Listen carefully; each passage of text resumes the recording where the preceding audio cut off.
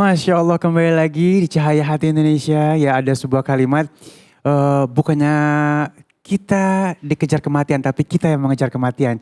Jadi yang namanya kematian itu hak adanya ya, Masya Allah.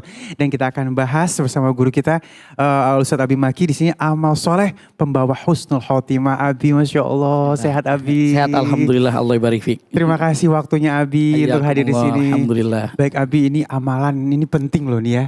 Kalau yang di rumah mungkin ada catatan, langsung siap nyatet, kalau nggak direkam mendingan ya. Karena ini benar-benar penting buat kita, amalan kita, sehingga akhirnya karena al-akhir yang kita pengenkan itu adalah husnul khotimah. Amin. Bagaimana kita sampai ke husnul khotimah itu ya. Iya. Mohon ilmunya Abi, silahkan. Bismillah. Iya. Bismillahirrahmanirrahim. Assalamualaikum warahmatullahi wabarakatuh. Waalaikumsalam warahmatullahi wabarakatuh. Alhamdulillahirabbil alamin. Allahumma shalli ala Sayyidina Muhammad wa ala ali Sayyidina Muhammad. Pemirsa dimanapun berada, Masya Allah, tidak ada yang diangan-angankan oleh setiap makhluk hidup. Siapapun dia, sebagai apapun dia, pasti menginginkan akhir yang baik. Kalau dalam bahasa Arabnya, itu adalah husnul khatimah.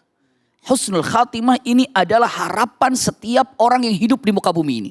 Terlepas dia itu adalah sebagai apa, dia tinggal di mana, berangan-angan untuk mendapatkan akhir yang baik. Dan karena akhir yang baik inilah yang akan mengantarkan dirinya ke surga Allah Subhanahu wa taala. Namun ada pertanyaan yang sangat indah.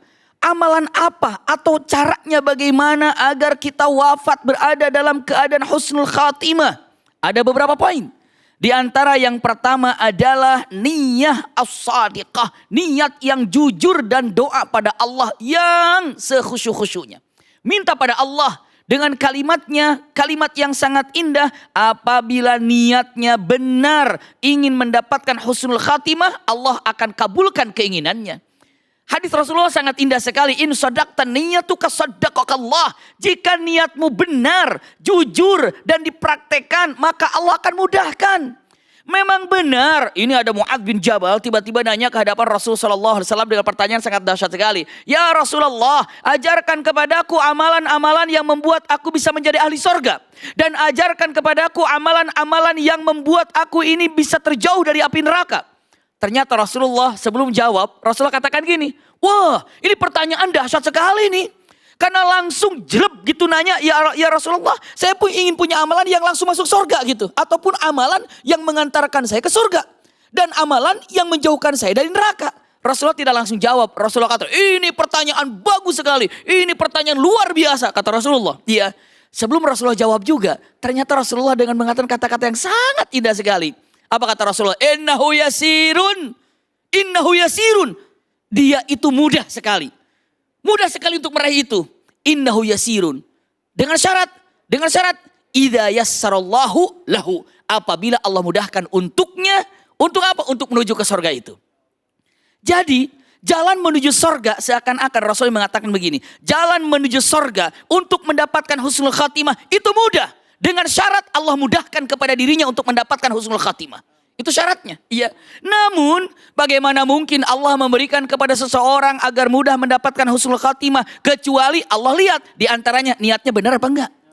Niatnya jujur apa enggak? Apa hanya doa, ya Allah wafatkan aku dalam keadaan husnul khatimah, cuma amin amin. Tidak berada dalam niat yang benar, niat yang jujur. Kenapa? Karena niat itulah yang akan membawa Anda kemana tujuan Anda. Niat itu semacam GPS-nya. Niat itu sebagai kompasnya. Mau di kemana diarahkannya. Benar niatnya ini ingin mendapatkan husnul khatimah. Jika niatnya benar, Allah berikan kebenaran. Ada satu peristiwa sangat luar biasa Bang Ali. Saat perang Khaybar, Rasulullah SAW itu menaklukkan beberapa benteng gitu kan. Nah pas saat pembagian ghanimah, karena benteng di Khaybar itu yang ditaklukkan banyak oleh Rasulullah SAW. Benteng pertama, benteng kedua, benteng ketiga. Dalam benteng kedua pembagian ghanimah. Saat pembagian ghanimah, orang muslimin sedang baris di ghanimah. Wah dibagikan baris. Tiba-tiba ada seorang Yahudi datang. Dia melihat Rasulullah sedang membagikan harta, rampasan perang. Dia datang, dia nanya, ya Muhammad, apakah engkau Muhammad yang mengaku Nabi itu?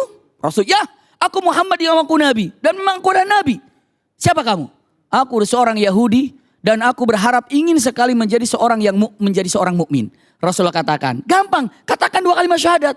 Orang itu Di tengah-tengah Rasulullah sedang membagikan harta rampasan perang. Tiba-tiba orang itu mengatakan, asyhadu an la ilaha illallah wa asyhadu annaka Muhammadan abduhu wa rasuluh.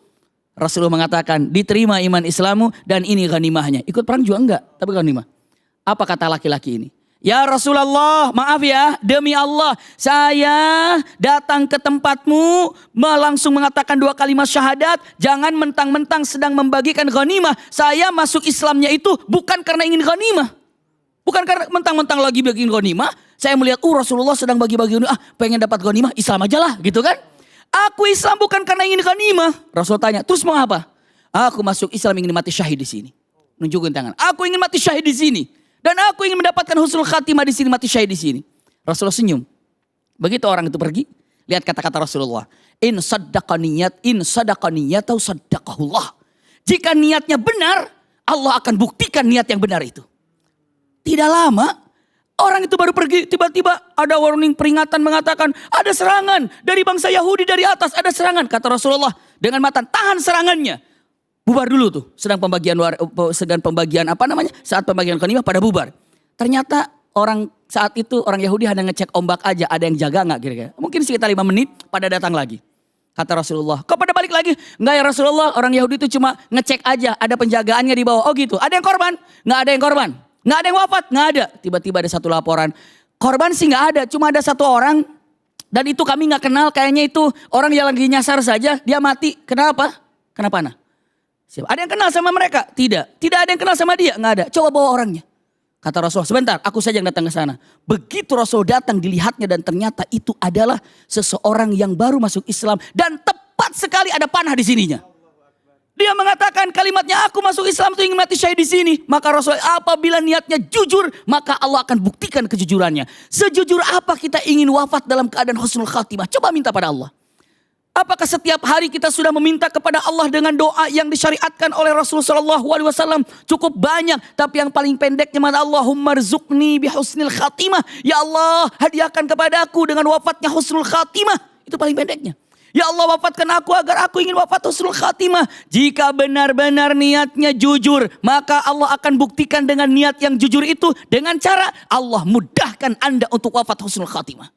Allah akan mudahkan. Asal jujur. Khalid bin Walid ingin mati syahid.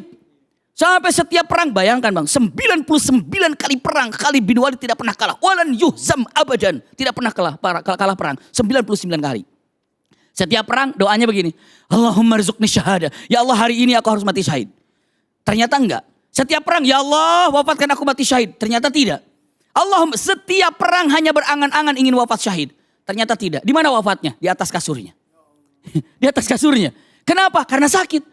Khalid bin Walid mengatakan, ya Allah, aku sudah perang kemana-mana, tapi aku tidak mendapatkan mati syahid. Kenapa? Karena memang aku wafat di atas kasurku ini. Lalu apa? Kata para sahabat mengatakan, ya Khalid, bukankah Rasulullah mengatakan dengan tegas kalimatnya, siapa yang dengan jujur minta kepada Allah agar wafat syahid atau husnul khatimah, Allah akan berikan dia gelar wafat syahid atau husnul khatimah walaupun wafat di atas kasurnya. Berarti yang penting pertama adalah apa? Minta kepada Allah, niatnya, doanya itu yang pertama. Kalau sungguh-sungguh tiap hari doa, ini dia. Yang kedua, simpan baik-baik dan jangan dilupakan. Yang kedua, punten, bersegeralah untuk melakukan amal-amal soleh. Kenapa? Karena ketika melakukan amal soleh, lalu dia wafat misalnya, maka itulah ujung yang baiknya di situ. Ujung yang baiknya di situ. Simak baik-baik. Kenapa? Orang berharap berangan-angan ingin husnul khatimah. Saya sampaikan dengan singkat saja. Apabila dalam hadis Rasulullah SAW dengan mengatakan yub'atsul mar'u min haitsu ma mata fi, Allah akan bangkitkan seseorang kelak di akhirat sesuai sedang wafatnya bagaimana dia. Kalaulah sedang ruku misalnya, Allahu Akbar, brek wafat, dikuburkan. Nanti kelak di akhirat dia bangun dalam keadaan Sami Allahu liman hamidah, melanjutkan sholatnya. Orang sedang berhaji menggunakan kain ihram, ternyata wafat. Subhanallah, begitu kelak bangkit di akhirat, begitu bangun dia katakan labbaik Allahumma labbaik, labbaik la syarika laka labbaik. Kok bisa? Jawabannya karena wafat dalam keadaan talbiyah. Ingat yang terpenting lagi, berarti sejak dia wafat sampai dia dibangkitkan, setiap detiknya mendapatkan pahala itu. Subhanallah. Sedang sholat wafat berarti dari mulai dia wafat sampai dibangkitkan. Itu setiap harinya pahala sholat. Walam yatawaqqafu bitarfata ain. Tanpa berhenti walaupun sekejap mata.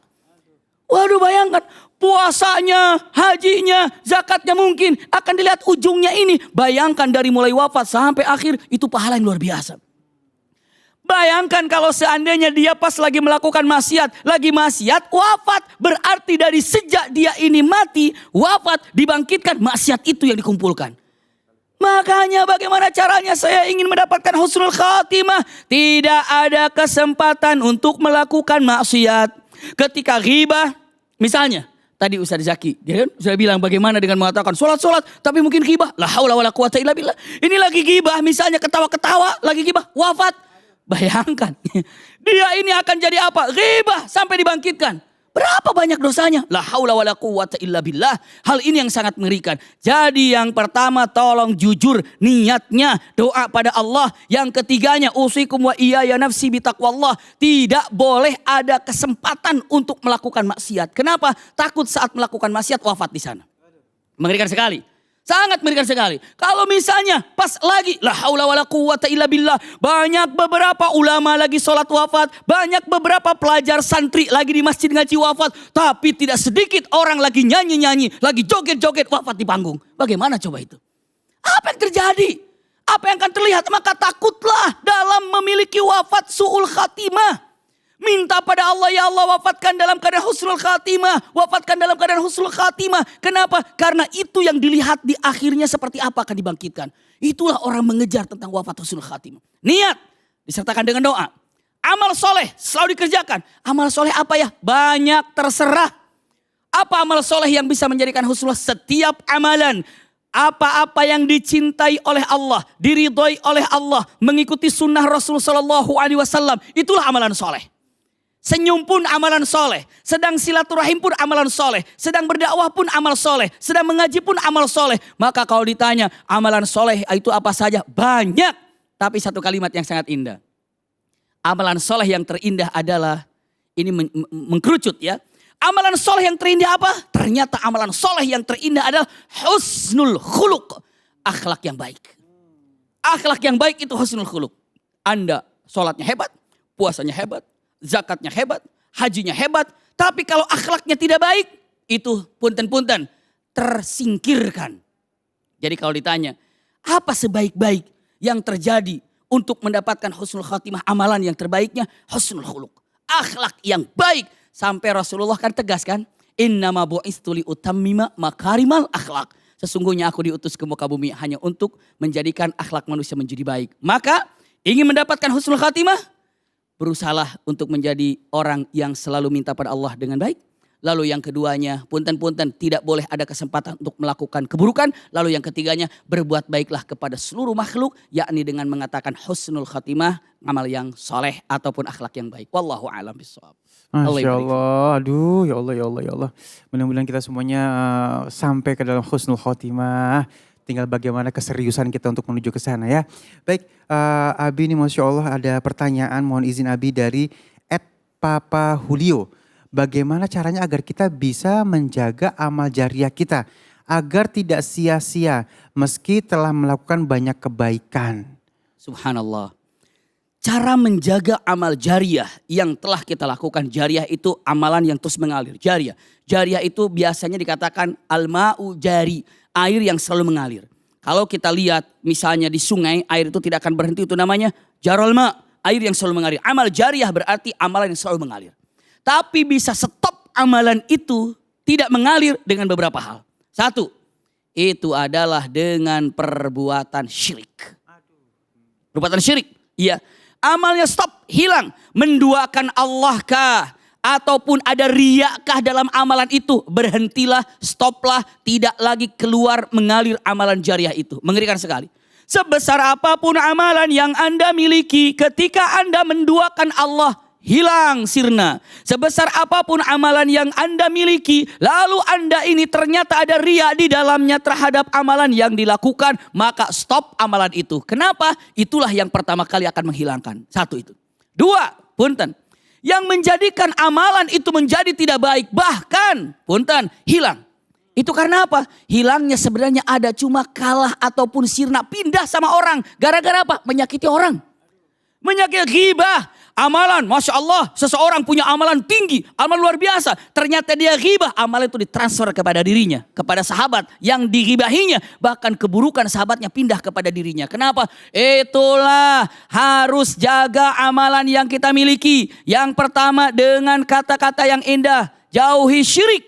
Lalu yang keduanya untuk menjaga amalan soleh yang kita miliki. Ternyata yang pertama jauhi syirik, hati-hati. Yang kedua adalah jaga perasaan orang lain, jangan sampai disakiti oleh lisan kita. Karena itulah yang disebut dengan muflis. Artinya amalannya sirna karena kekeliruannya ataupun karena maksiatnya. Wallahu a'lam Masya bishawab. Allah. Bisa Allah bangkrut ya Abi kalau gitu ya. Bangkrut, betul. Bangkrut. Ya Allah, jangan sampai naudzubillah min zalik ya. Dan baik, sesaat lagi kita akan mendengarkan tema adab ketika mendengar azan. Ini penting banget, jangan kemana-mana, tetap bersama kami di Cahaya Hati Indonesia.